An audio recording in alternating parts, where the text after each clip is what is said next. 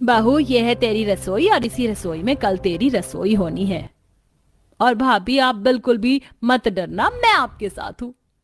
खाना बनाने में भला कैसा डर, पर मुझे तो गैस जलाने में डर लगता है। माँ जी, मैं आंगन में ही मिट्टी के चूल्हे पर खाना बना लूंगी, क्योंकि मैंने कभी गैस सिलेंडर नहीं जलाया, इसलिए मुझे डर लगता है। पर बहू, मैं तुझे आंगन में खाना बनाने की इजाजत नहीं दे सकती। आंगन में खिड़की दरवाजे हैं और मेरी भाभी पड़ोस में रहती है। उन्होंने तुझे मिट्टी के चूल्हे पर खाना बनाते देख लिया तो पूरे गांव में मेरी थू थू हो जाएगी। इसलिए तू छत पर खाना बना लेना, मिट्टी के चूल्हे पर, लेकिन सबसे छुप कर। शांति के कहने पर पूजा रात को ही छत पर जाती है, गोबर और मिट्टी लेकर और मिट्टी का चूल्हा बनाकर रख देती है। तो वहीं आशा अपनी बहू को उसकी पहली रसोई के लिए रसोई दिखाती है। बहू, ये तेरी रसोई है, देख यहाँ तो एसी भी है, तुझे गर्मी नहीं लगेगी और मुझे तुझ पर पूरा भरोसा है, क्योंकि तू शहरी है, मॉडर्न है, गांव के लोगों की तरह गंवार थोड़ी है। अब तो मुझे कल का इंतजार है बस। हाँ माँ, मुझे भी। ये लोग तो मेरे हाथ का खाना खाना चाहते हैं, जबकि मुझे तो खाना बनाना ही नहीं आता। कुछ तो जुगाड़ करना पड़ेगा निधि। जहां पूजा को गैस जलाना नहीं आता था, तो वहीं निधि को खाना ही बनाना नहीं आता था। पर फिर भी दोनों की सास अपने अपने अकड़ में रहती है और अगली सुबह बेचारी पूजा एक एक करके 3 से 4 बार सीढ़ी चढ़कर छत पर जाती है और खाना बनाने का सारा सामान रखकर खाना बनाने के लिए बैठ जाती है। बहू, धूप निकल चुकी है और तू इतनी धूप में बैठकर खाना बना रही है। रुक, अभी मैं साड़ी से बाउंड्री कवर कर देती हूँ, तुझे धूप नहीं लगेगी सीधी। माँ जी, आपको मेरी कितनी फिक्र रहती है, पर खाना तो लगभग बन ही चुका है, बस एक सब्जी और थोड़े से पराठे रहते हैं। जहां एक तरफ छत पर धूप में पसीने से बेहाल पूजा अपनी पहली रसोई कर रही थी, तो वहीं निधि रसोई की खिड़की खोल इधर उधर नजर घुमाती है और उसकी नजर एक ठेले वाले पर जाती है। अरे वाह, ये ठेले वाला तो पराठा, कढ़ी चावल, पनीर, नान, हर वैरायटी का खाना रखता है और ठेले पर नंबर भी है। अभी इससे खाना ऑर्डर करती हूँ।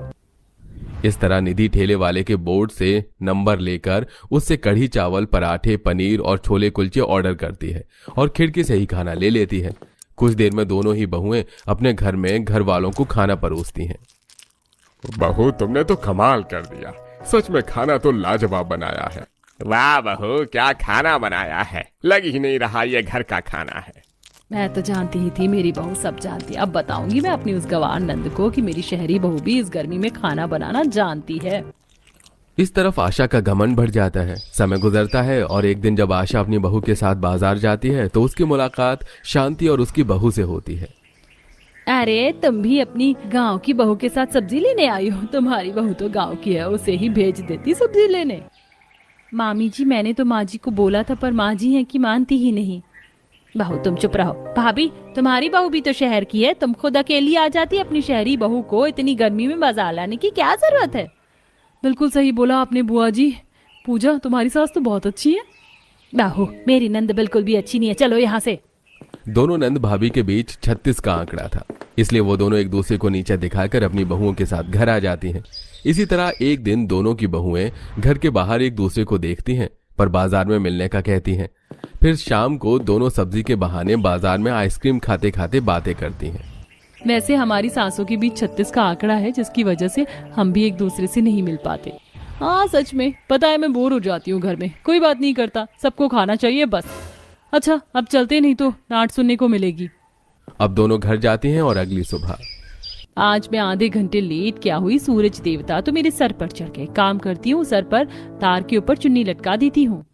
पूजा धूप और गर्मी से बचने के लिए 2 तार के ऊपर चुन्नी लगा देती है, जिस वजह से उसे धूप कम लगती है। पर फिर भी वो पसीने से बेहाल अकेली खाना बनाती है। तो वहीं निधि रसोई में खाना बनाने की कोशिश करती है, पर उसका सारा खाना जल जाता है। बेकार, इतनी गर्मी में मैंने खाना बनाने की कोशिश की, पर आज तो ठेला वाला भी नजर नहीं आ रहा। अरे वो रहा, फोन तो मैं कमरे में ही भूल गई। एक काम करती हूँ, बच्चे से आज राजमा चावल मंगवा लेती हूँ। इतना बोल निधि खिड़की से झांकने लगती है और उसकी नजर एक बच्चे पर पड़ती है। वो बच्चे को बुलाकर उसे पैसा देकर राजमा चावल ठेले वाले के पास भेजती है। अंकल, 5 प्लेट राजमा चावल पैक कर देना।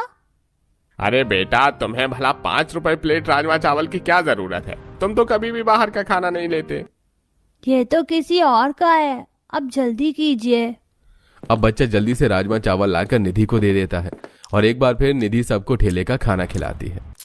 अरे अरे वाह निधि, मैंने कभी सोचा नहीं था कि तुम इतना अच्छा जादू करती हो। मेरा मतलब इतना अच्छा खाना बनाती हो। बहू, मेरा पेट भर जाता है पर मन नहीं भरता। अगर मेरा बस चलता तो और खा लेती।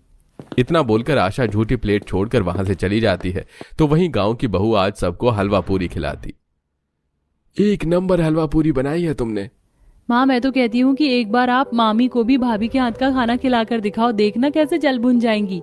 ऐसा ही कह रही है तू काजल, पर मुझे डर लगता है कहीं भाभी को पता ना चल जाए कि मेरी बहू छत पर मिट्टी के चूल्हे पर खाना बनाती है।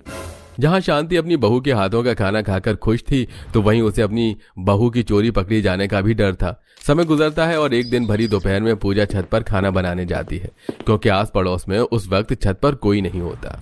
छत कितनी गर्म है, एक काम करती हूँ छत धो लेती हूँ, उसके बाद बैठकर खाना बनाऊंगी। छत ठंडी करने के लिए पूजा पूरे छत पर पानी फैला देती है और जैसे ही शांति आती है तो वो फिसल कर गिर जाती है। बाहू तू किसी दिन मेरी कमर तोड़कर मानेगी, छत पर पानी गिराने की क्या जरूरत थी? माँ जी धूप की वजह से छत बहुत गर्म थी इसलिए पानी गिराया। शांति जब अपनी बहू पर भड़क रही होती है तो उसकी पड़ोसन किसी काम से छत पर आती है और वो सब कुछ देख लेती है। अरे वाह शांति बहन, तुम इतनी खड़ूस सास बनोगी, मैंने तो सोचा ही नहीं था। तुम अपनी बेचारी गांव की बहू के भोलेपन का फायदा उठा रही हो और इससे इतनी गर्मी और धूप में छत पर खाना बनवा रही हो। ऐसा नहीं है बहन, मेरी बात तो सुनो। शांति अपनी पड़ोसन को रोकने की कोशिश करती है पर उसकी पड़ोसन वहां से सीधा आशा के पास जाती है जहां आशा निधि से बैठकर बात कर रही थी। बहू इतना अच्छा खाना बनाना जानती हो तो फिर क्या जरूरत थी ठेले का खाना मंगवाने की? कल भी तू हमें जबरदस्ती छोले भटूरे खिलवाने के लिए गर्मी में ठेले पर ले गई थी और आज भी ठेले का खाना। माँ जी गर्मी देखकर आप बस गर्मी से बचने के लिए ठेले से खाना मंगवाया है। आज खा लो, कल से घर में बना दूंगी खाना। अरे आशा बहन अपनी बहू को बात में डांटना, पहले एक ताजा खबर सुनो। तुम्हारी नंद अपनी बहू से भरी गर्मी में छत पर खाना बनवाती है। बेचारी गांव की है ना, उसे गैस जलाना आता है, पर ये कि तुम्हारी बहू आज भी तुम्हें ठेले का खाना खिला रही। ऐसा तो नहीं कि तुम्हारी शहरी बहू को खाना बनाना ही नहीं आता। अरे मेरे हाथ तो एक और नई न्यूज लगी है। ये रेडियो अच्छी खबर तो सुनाकर चली गई पर बुरी खबर भी ले गई, कहीं पूरे गांव में ढोल ना पीट दे। माँ आंटी कुछ बोल भी देंगी तो क्या, हमारी भाभी को तो खाना बनाना आता है ना। क्योंकि आशा और उसके घर वालों को यह लगता था कि निधि को खाना बनाना आता है इसलिए उन्हें ज्यादा फर्क नहीं पड़ता। ऐसे ही एक दिन सब एसी में बैठे थे लिविंग हॉल में। माँ जी आज मेरी तबीयत ठीक नहीं है, गर्मी की वजह से चक्कर आ रहे हैं और मेरा पूरी खाने का दिल कर रहा है। बाहर नया ठेला लगा है, ऑफर भी निकला है, आज आखिरी बार ठेले का खा लेते हैं ना। हाँ माँ, मेरा भी कुछ दिनों से ठेले का खाना खाने का दिल कर रहा है। अच्छा ठीक है, आखिरी बार ठेले का खाना खा रहे हैं, उसके बाद नहीं। आशा मुंह बनाकर अपने पूरे परिवार के साथ ठेले वाले के पास जाती है जहां धूप में खड़ी होकर पूरा परिवार पूरी सब्जी निकालने का इंतजार कर रहा होता है और तभी वहां शांति अपनी बहू के साथ बाहर आती है। क्यों नंद जी अपनी बहू को घर से बाहर निकाल लिया? बेचारी बहू तुम्हारी सास तुम पर बहुत अत्याचार करती है ना, इतनी धूप और गर्मी में तुमसे छत पर खाना बनवा रही है शांति। ऐसा कुछ नहीं है मामी जी, मेरी सास बहुत अच्छी है, वो तो मुझे ही गैस जलाना नहीं आता इसलिए मैं छत पर खाना बनाती हूँ। और ये क्या सुन रही हूँ मैं नंद जी, तुम तो बड़ा बोल रही थी तुम्हारी बहू गांव की है पर सब जानती है और तुम्हारी बहू को एक गैस जलाना नहीं आता। अरे गैस जलाना नहीं आता तो खुद सिखा देती ना। मुझ पर हंसने से पहले खुद को देखो, तुम्हारी बहू को भी तो खाना बनाना नहीं आता, तभी तो वो तुम्हें रोज किसी ना किसी बहाने ठेले का खिला रही है। ऐसी बात है तो अपनी बहू से मेरी बहू का खाना बनाने में कंपटीशन रख लो, पता चल जाएगा किसकी बहू को खाना बनाना आता है। माँ जी इसमें कंपटीशन की क्या जरूरत है, पूजा जीत जाएगी क्योंकि मुझे तो खाना बनाना ही नहीं आता, इसीलिए तो आप लोगों को ठेले का खाना खिलाती हूँ। माफ करना आपसे सच छुपाया। शांति बहन तुम्हारी बहू ने तो तुम्हारी बेइज्जती करवा दी पूरे गांव के सामने। तुम दोनों पता नहीं कैसी बहू लेकर आई हो, एक इतनी गांव की गवार बहू जो गैस जलाना नहीं जानती और एक शहर की इतनी शहरी बहू जो खाना बनाना ही नहीं जानती।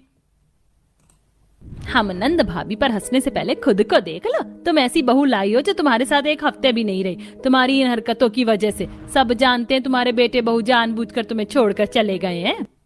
जब उनकी पड़ोसन दोनों नंद भाभी की इंसल्ट कर रही होती हैं तो दोनों नंद भाभी एक हो जाती हैं।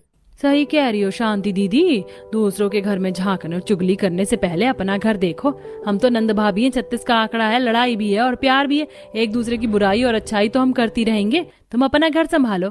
माफ करना शांति, मैंने तुम्हारी बहू का मजाक बनाया जबकि मैंने अपनी ही बहू में दोष नहीं देखा। कोई बात नहीं भाभी, बहू को गैस जलाना या खाना बनाना सिखाना कौन सा मुश्किल काम है, हम अपनी अपनी बहू को सब सिखाएंगे।